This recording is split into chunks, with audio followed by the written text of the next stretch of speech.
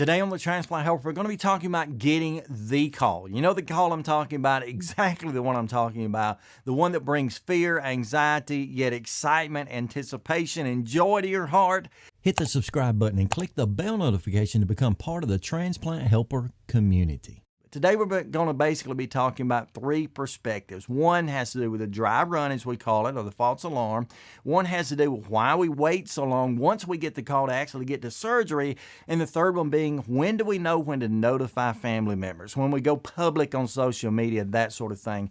I'm going to give you some great insight, I hope, that will help you answer those questions. So with that being said, let's start out right here with what we call the dry run, the false alarm. Is it possible that you, while you're waiting for transplant, eventually may receive the call and it turns out not to be the actual call itself? It turns out to be just a dry run or a false alarm. The answer to that, sadly, is yes.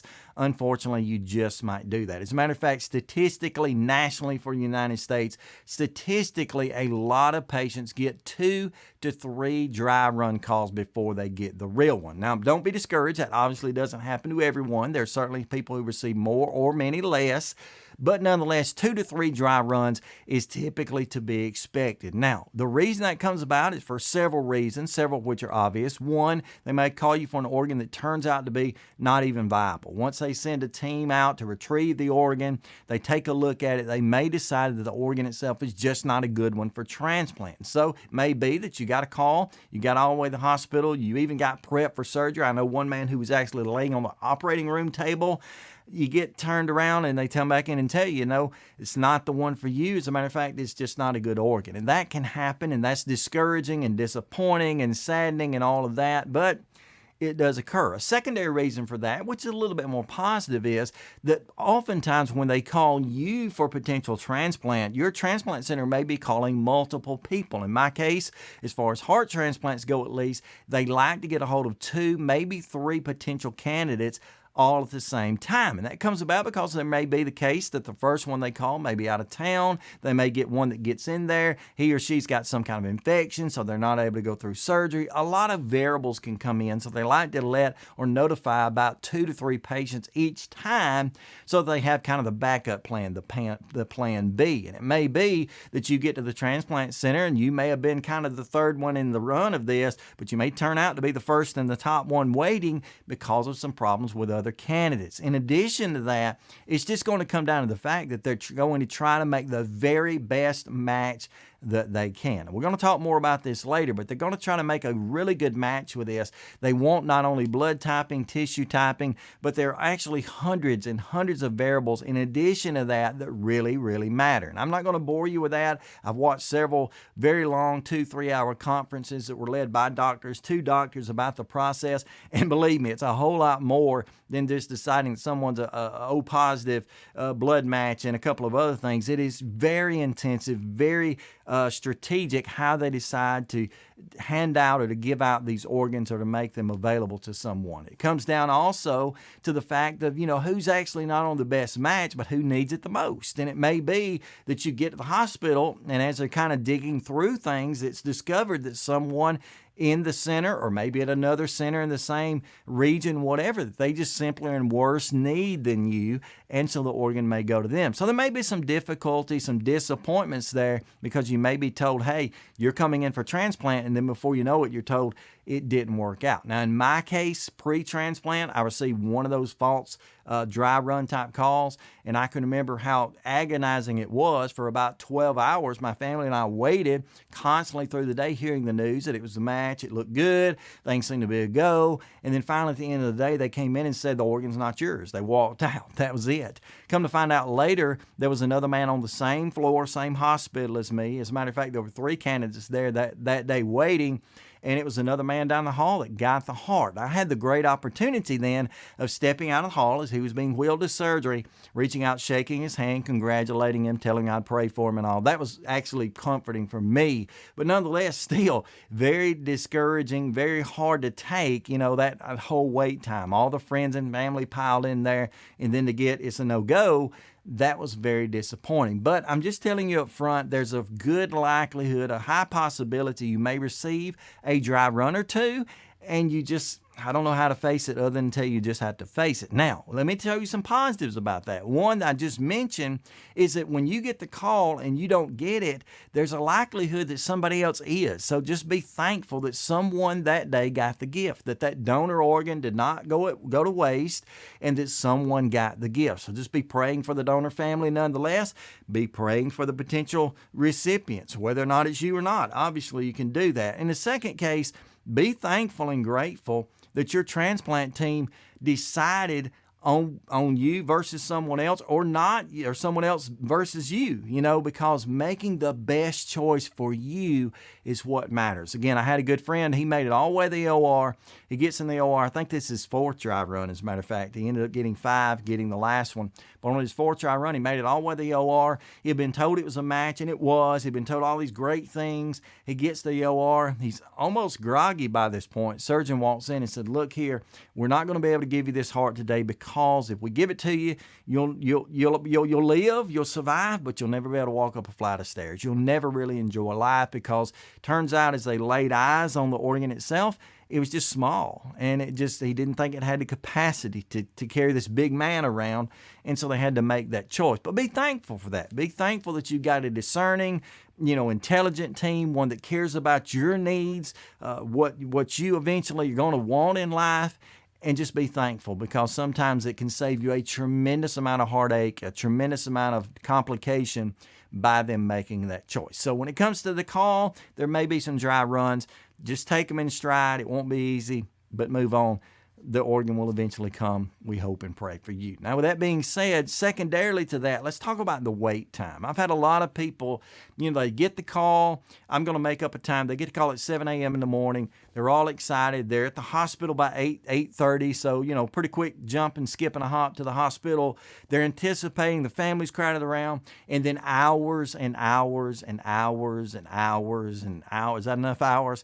Time goes by. In my case, both of my cases, the dry run and the real deal, 12, 14-hour wait times. And I can remember at one point just kind of scratching my head, if they've got an organ for me, why don't they hurry up and get this done? Why is it taking so long? I just didn't understand that. I've actually since that time known a man who actually waited 3 days after he received the call to actually get the organ. And he was to a point of giving up. He didn't think that, he thought somebody lied to him. He thought somebody, was just, trying to blow, I don't know what he thought. He just thought they had made something up.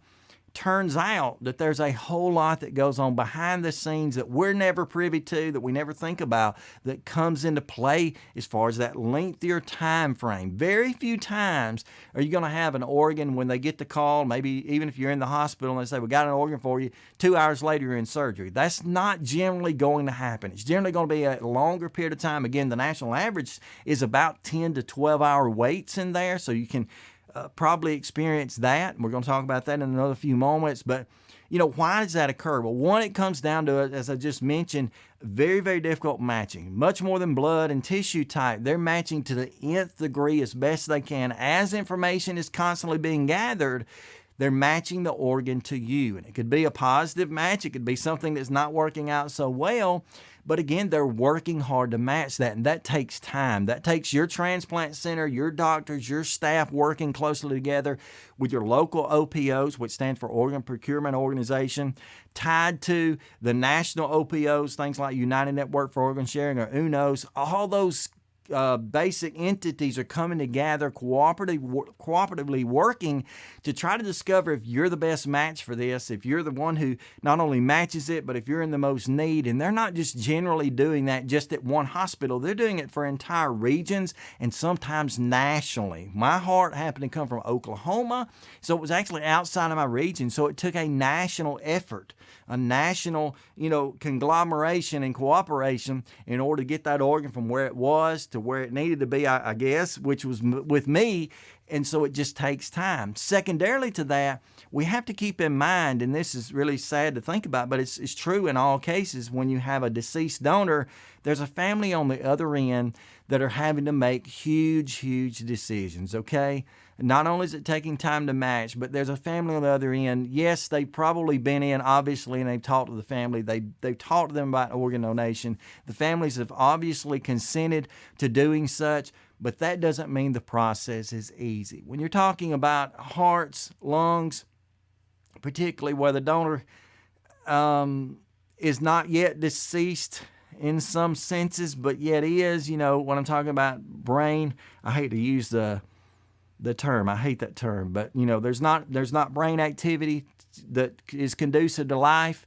There's a family on the other end that's got someone on life support. Basically, they're having to make a choice on when to let go, when to let that person pass on, and that's extremely difficult. They've got family members, like you may have on your end. They got family members that are coming in from all over, maybe children that are flying across country or driving in that want to say their goodbyes. And so, it's going to take time. They may have made the decision to donate. They may have made the decision to let go, but doing that is a timely process, and it's certainly one that it just grieves me to no end to think about and consider that's done, but it is, okay? So it takes time because of that. So don't lose patience and don't lose hope when you get in and maybe you get that call and it's hours upon hours before that actually comes in. There's just a lot going on behind the scenes. It's not only there for your good, but even more especially, I'm thankful that it is good for the best of the donor family, to try to give them the best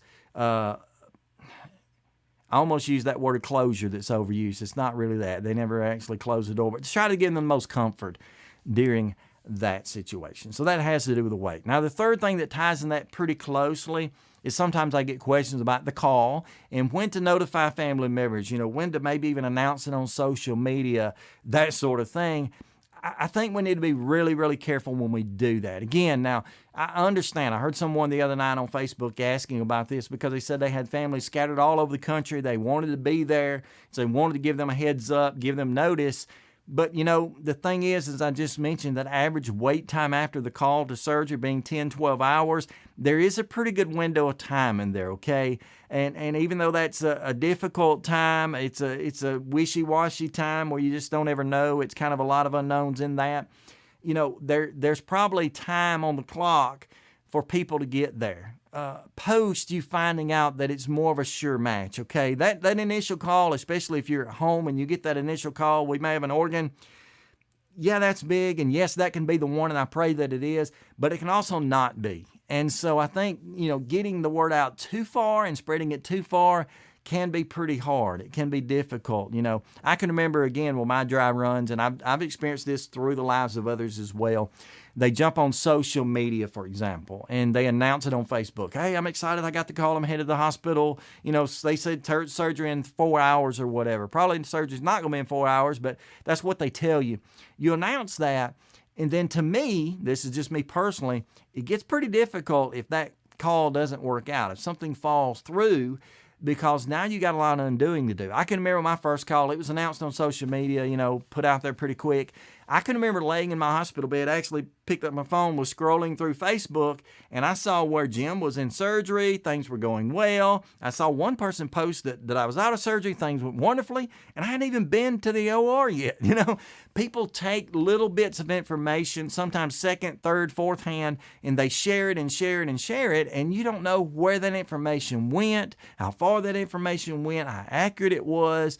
So I like to encourage people to be cautious about social media, to announce the most accurate information they can, and maybe, as I learned by the second run, to actually preface that on my Facebook page and say, I got the call, we don't know yet, I'll keep you posted. Check my page or my wife's page, and we'll keep you posted. That way, these third and fourth parties, if they're giving information, I don't think they're doing it out of any spite. Obviously, they're doing it out of love, but if their information is not as accurate, you can always come back to my page for the most accurate information. I think that's the safe way to go. If you're going to go on social media, try to wait until it's pretty sure, pretty set, and keep it updated or have someone to keep it updated for you so that information is as accurate as it can be. Now, as far as the physical telephone, letting kids and family know, again, I'd probably do it the same way. I'd go ahead and call them. I'd go ahead and let them know immediately, because I know with my second run, I didn't call my wife real quick and she wasn't real happy, but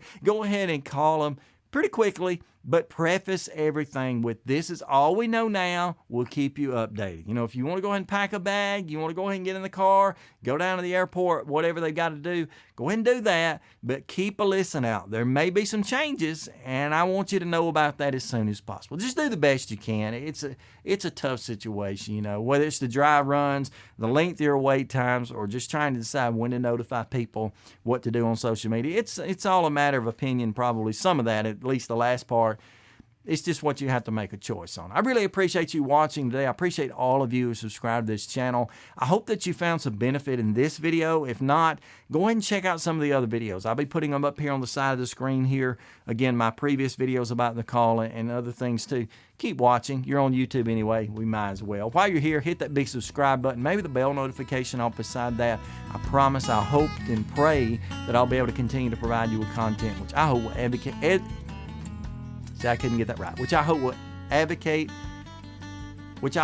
to advocate, educate, and motivate you as a transplant patient. Until next time, each of you, stay stronger, friends.